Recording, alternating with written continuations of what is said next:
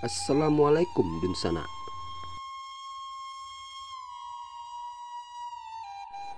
Sangat sulit, bahkan mustahil, memisahkan antara Minangkabau dengan Negara Kesatuan Republik Indonesia.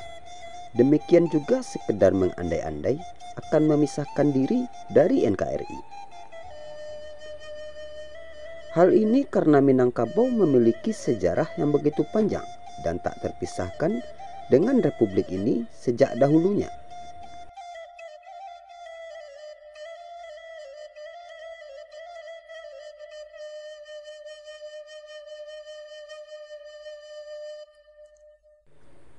Terbukti, sejarah panjang perjuangan kemerdekaan hingga mempertahankan Negara Kesatuan Republik Indonesia atau NKRI, para pejuang dan tokoh-tokoh asal Minangkabau selalu mengambil peran penting. Bahkan kita mengetahui begitu banyak tokoh-tokoh penting yang lahir dari ranah Minang, kemudian mendedikasikan jiwa dan raga serta pemikirannya untuk Indonesia. Di antaranya adalah sebagai berikut.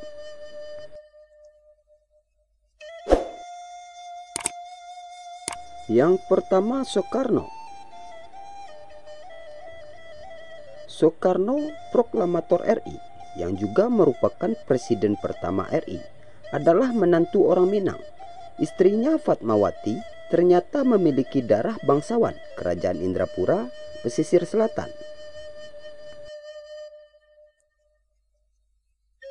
Yang kedua, Muhammad Hatta. Muhammad Hatta atau dipanggil Bung Hatta, lahir 12 Agustus 1902, adalah seorang tokoh penting dalam perjuangan kemerdekaan Indonesia, negarawan dan ekonom Indonesia yang menjabat sebagai wakil presiden Indonesia pertama. Ia bersama Soekarno adalah proklamator kemerdekaan, memainkan peranan sentral dalam perjuangan kemerdekaan Indonesia dari penjajahan Belanda, sekaligus memproklamirkannya pada 17 Agustus 1945. Dan yang ketiga, Tan Malaka. Tan Malaka 3 tahun sebelum Sumpah Pemuda sudah menulis buku Narda Republik Indonesia yang menjadi inspirasi Soekarno dalam perjuangan menuju kemerdekaan Indonesia. Tan Malaka merupakan tokoh kelahiran Pandam Gadang, 50 Kota.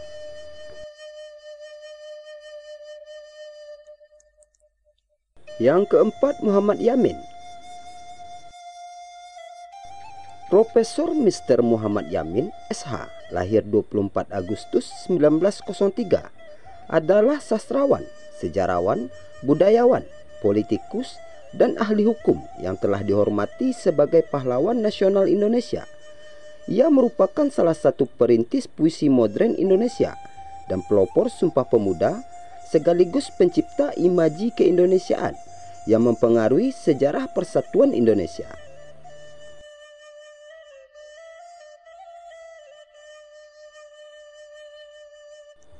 Yang kelima, Agus Salim. Agus Salim, sang diplomat ulung, lahir 8 Oktober 1884 dengan nama Masjudul Haq, berarti pembela kebenaran, adalah seorang pejuang kemerdekaan Indonesia dan juga sebagai Bapak Pandu Indonesia. Ia ditetapkan sebagai salah satu pahlawan nasional Indonesia pada 27 Desember 1961 melalui keputusan Presiden Indonesia nomor 657 tahun 1961.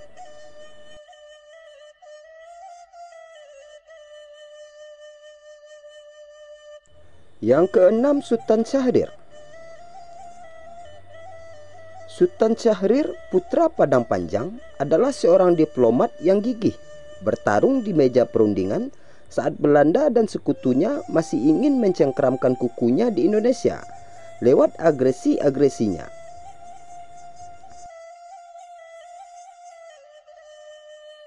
Yang ketujuh, Muhammad Natsir. Muhammad Natsir, tokoh Masyumi yang pernah menjadi Menteri dan Perdana Menteri Indonesia asal Alahan Panjang, Kabupaten Solok. Di antaranya jasanya adalah mengembalikan NKRI lewat mosi integral yang selepas Indonesia terpecah belah dalam negara boneka RIS pasca Perjanjian Linggarjati. Yang kedelapan, Syafruddin Prawira Negara. Mr. Syafruddin Prawira Negara lahir 28 Februari 1911, adalah seorang negarawan dan ekonom Indonesia. Ia memimpin Indonesia sebagai Ketua Pemerintah Darurat Republik Indonesia.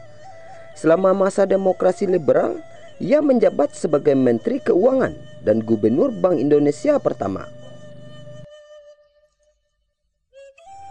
Selanjutnya, Mr. Asad. Mr. Asad, gelar Datuk Mudo, lahir 18 September 1904, adalah seorang politisi dan pejuang kemerdekaan Indonesia. Ia merupakan pemangku jabatan Presiden Republik Indonesia pada masa pemerintahan Republik Indonesia di Yogyakarta. Ia juga pernah menjabat sebagai Menteri Dalam Negeri Indonesia.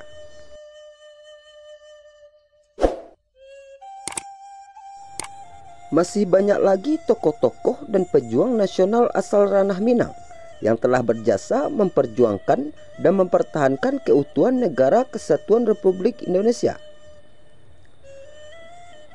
Tidak hanya di masa silam, hingga hari ini pun tidak sedikit putra-putri bangsa ini ternyata mereka adalah keturunan Minangkabau, dan mereka mendedikasikan semua kemampuannya untuk kemajuan bangsa Indonesia. Maka jika kemudian hari muncul narasi-narasi yang menyebutkan bahwa Sumatera Barat atau dibaca Minangkabau tidak loyal NKRI, tidak nasionalis, tidak pro Pancasila, intoleran, dan sebagainya, itu adalah isapan jempol belaka. Mengapa demikian? Karena tidak pernah sejarah mencatat lahirnya gerakan separatis atau bahkan upaya pemisahan diri dari NKRI di Sumatera Barat. Yang ada adalah Sumatera Barat memiliki andil besar bagi eksistensi republik ini. Ketika ibu kota Yogyakarta bertekuk lutut akibat gempuran agresi militer Belanda, Sumatera Barat menjadi benteng terakhir kedaulatan RI. Presiden dan Wakil Presiden Soekarno-Hatta dan sejumlah tokoh-tokoh ditawan dan dibuang Belanda ke luar Jawa. Maka atas mandat dari Presiden, Syafruddin Prawira Negara membentuk Pemerintahan Darurat RI atau PDRI di Sumatera Barat guna menjaga eksistensi Indonesia. Peran PDRI sangat penting dalam mempertahankan kemerdekaan Indonesia. Tidak hanya mengisi kekosongan pemerintahan, PDRI berhasil menjalin hubungan dengan negara-negara lain. Informasi-informasi tentang keberadaan dan perjuangan Indonesia disebarluaskan ke berbagai penjuru dunia. PDRI di bawah tanggung jawab putra-putra Minang telah menjadi penyambung nyawa NKRI. Setelah masa darurat selesai, pemerintahan RI kembali diserahkan kepada Dwi Tunggal Soekarno-Hatta sekembalinya mereka dari pengasingan.